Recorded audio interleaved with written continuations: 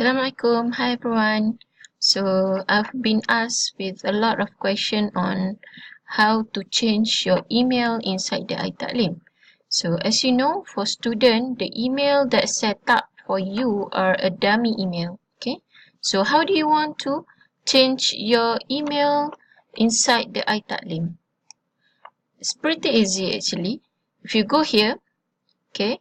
So this one I've already logged in everything, so you have to log into your account in order for you to change the email. Okay, so you go to preference and then you go to edit profile.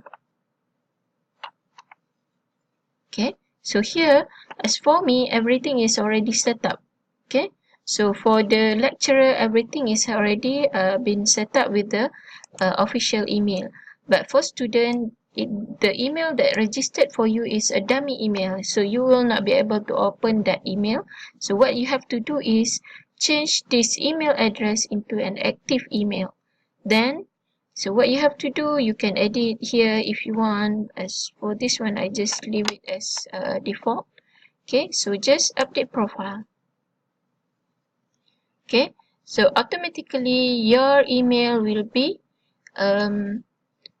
be updated. Okay, so from there you will be able to receive all the updates from the ITALEEM from your lecturer.